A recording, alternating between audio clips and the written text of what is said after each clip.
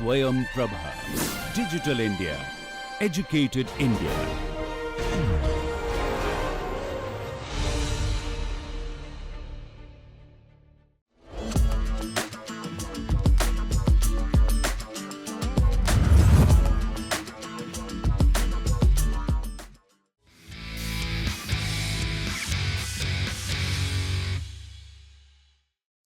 Technology has revolutionized diamond industry operations from mining to retail, adding efficiency, precision, and transparency to every stage.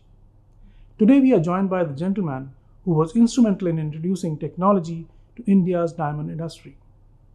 Let's get to know from him how India's diamond industry turned from traditional methods to technology driven processes and how the change has impacted the diamond industry. Let's meet Mr. Utpal Mistry, co-founder and director, Lexus Group. It was way back in around 35 years ago. The Surat diamond industry was a cottage industry in those times.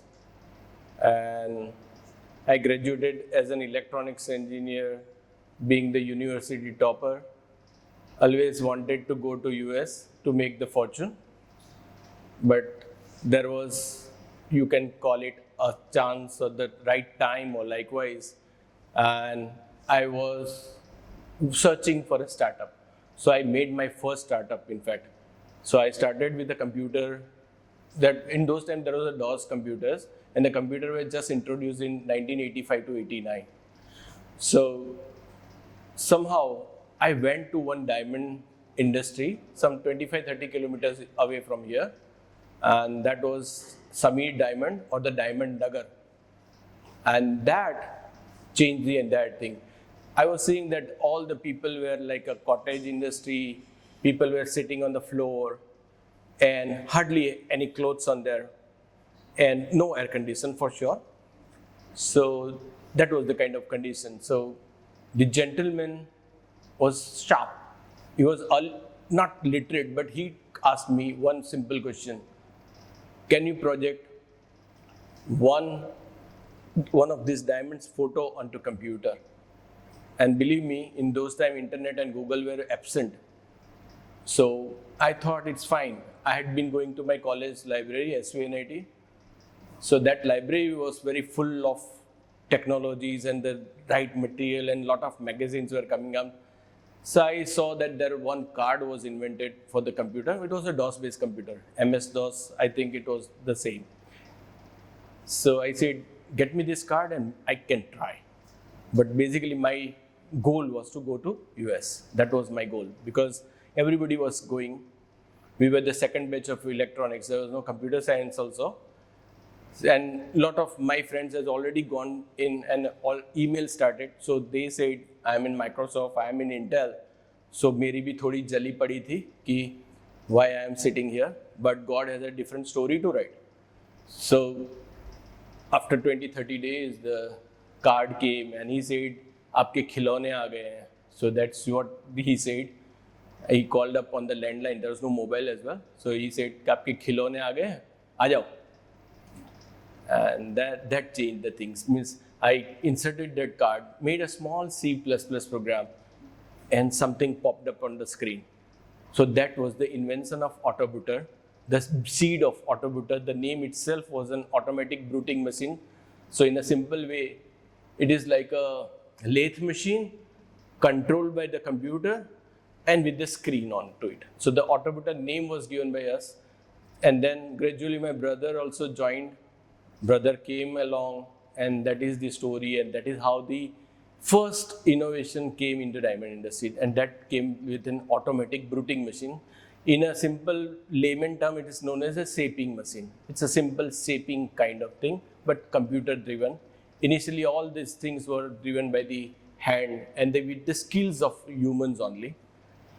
And these 30 to 35 years, we kept on innovating, and now more than 50 made in India and conceptualized and patented worldwide products are there.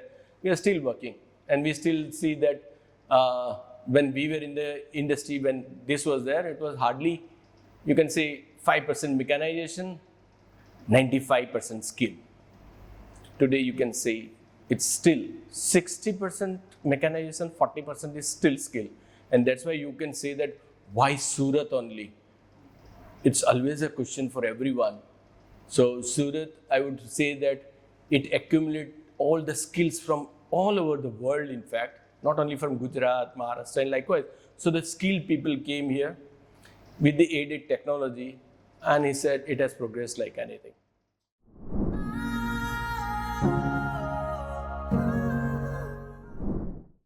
I would rather say that this is the only industry who is very positive for the change. Last 32 years, I think every year we innovated one product, and that innovation came only through very one simple funda. They kept on complaining कि यार ये किया लेकिन इसमें ये नहीं हो रहा है, ये किया लेकिन उसमें ये नहीं हो रहा है, and that kept us driving. Instead of taking this as a negative remark, our team was so strong that kept on innovating, means trying to deliver something. And in that deliverance, we fortunately kept on inventing the product, which were, means we cannot say we were inventors. The inventions are, say, if you consider X-rays, spectroscopy, they are already done by, and lasers, which has changed the entire diamond industry. They are from the another industry. But we adapted X-ray technology, we adapted laser technology, we adapted spectroscopy, Raman spectroscopy, and that we adapted in this industry. And these industry were very reciprocating. Some of them who are like leaders, and some are followers, always like that. So the leaders immediately said, okay, try karo, dekhte hain kya hota hai. So that kept us driving and kept our team motivated to keep on innovating, keep on doing something good. And one more last thing which I want to say, that diamond was so precious, the material itself, the natural diamond is so precious that allowed the innovations. Because if you save even 1 cent, that saves lot of dollars. And so that was driven. There were no kind of some augmentation from the government or augmentation from any other places, but that itself, saving of their own resources, that benefit which they get, they immediately pass on to us by giving. So there is not that we always succeeded, but we kept on doing it.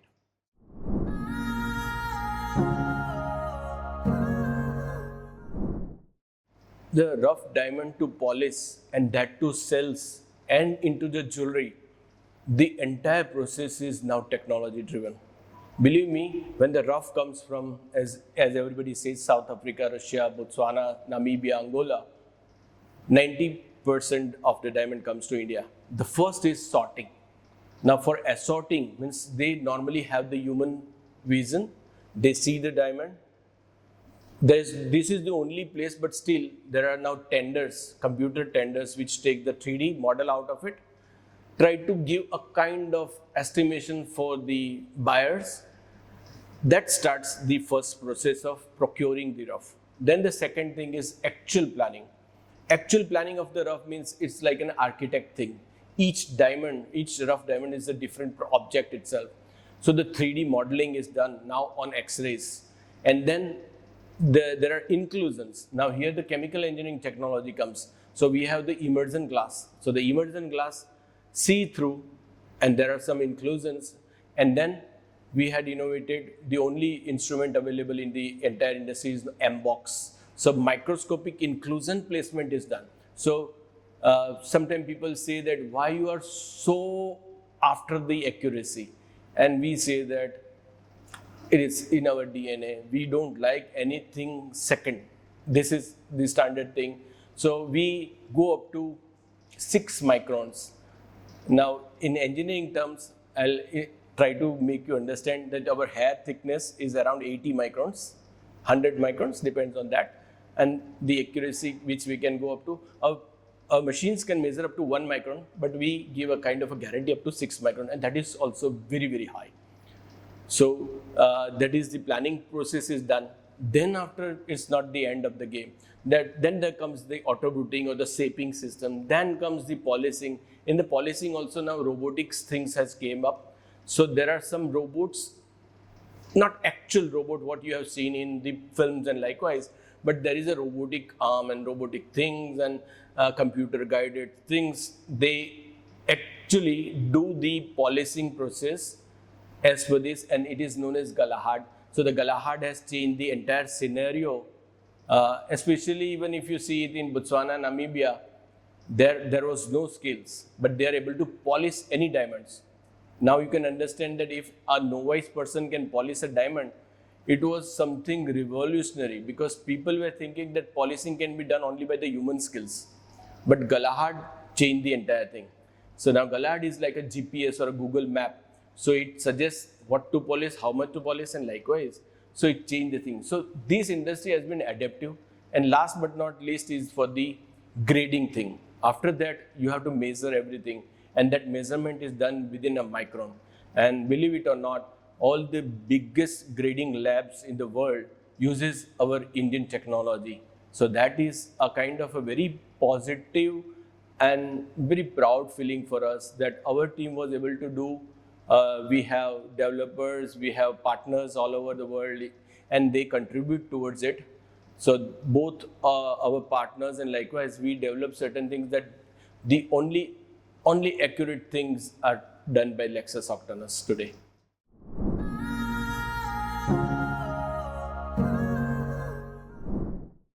Quality plus production. Quality is the foremost.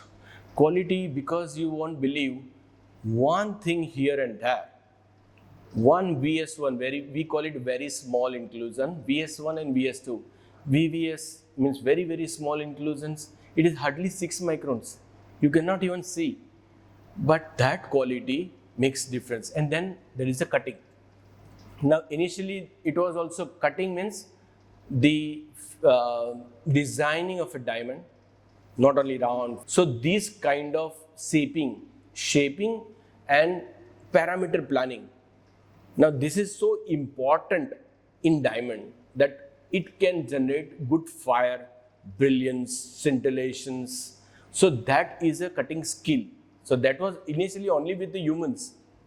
So the humans were thinking that I can make the best diamond. Like suppose if you can say, one architect says that I can create a best building, best house, but with the aids of technology, now he can design even better and faster and with a quality product. So that helps.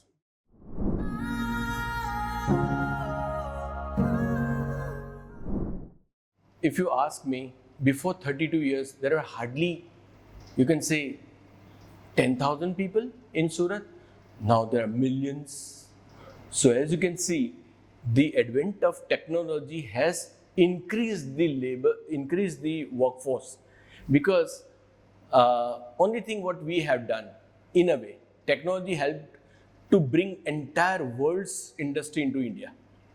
So in a way, of course, the Surat diamond industry had done it, but we played a small bit of it by providing the technology.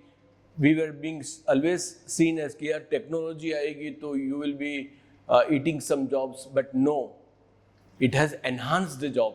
So you won't believe number of people in the diamond industry has not doubled, quadrupled, but maybe 100 times or 1,000 times they've increased. Only thing is the entire world's production is now in Surat, now in India. So it is a very proud feeling for us. So a good combo of technology and the skills, and the skilled people. Now it's like, I would rather say like a Bay Area of US, where lot of software intelligent guys, Indians, Chinese and US Americans, they come to a Bay Area and develop certain things, and like Google and Apple and whatever you can say. So, but computer software programming can be done at any places. But why Bay Area or why Surat? Surat has given a conducive environment, a kind of very healthy environment. People are very business friendly, always talking of the targets and quality. And that pulled all good people, good skilled people to this industry. And so that is the main contribution.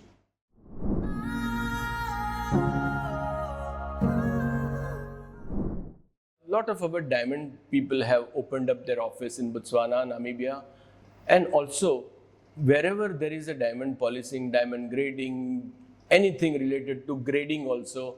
So like today GIA, Gemological Institute of America is in America. So they are one of the biggest clients of us.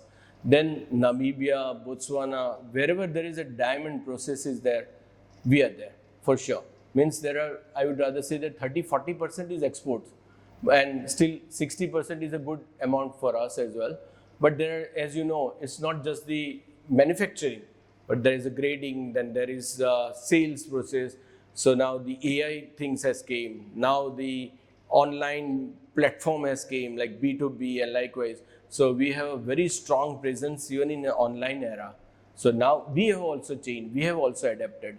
So our online platforms and online grading, online education is also one of the things. So that all has changed. So we kept on doing, even the export things is obvious.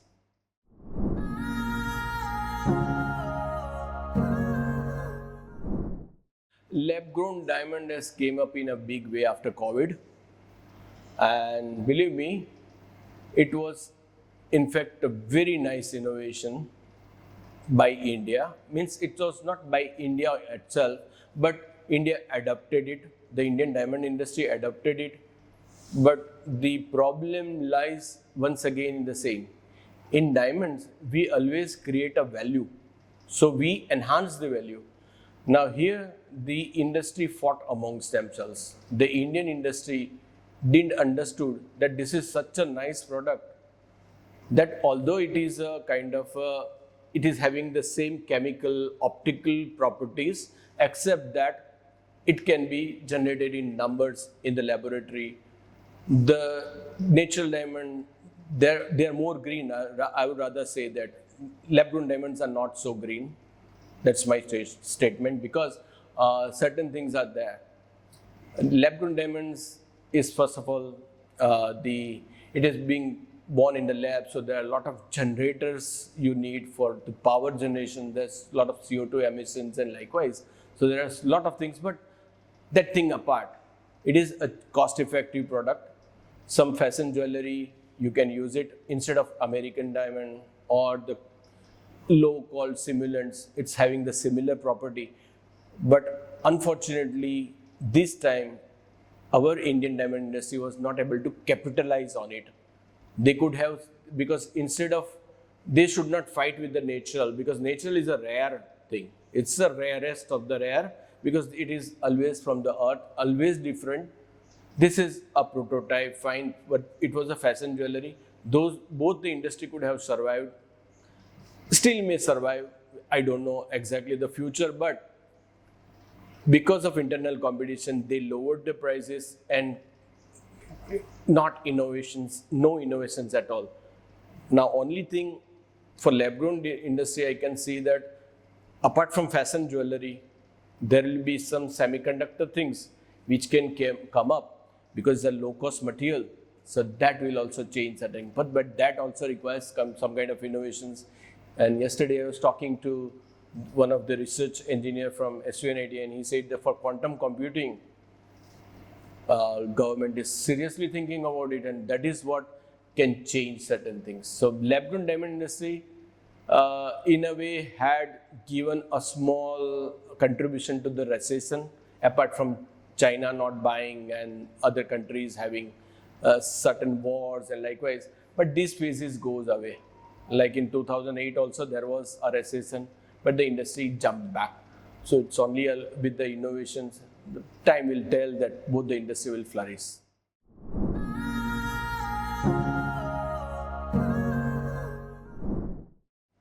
When we graduate from the college, we are very raw.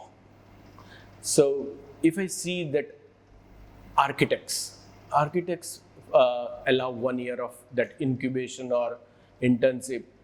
In our culture, number of engineers have increased because of the lot of university, but real internship is not done.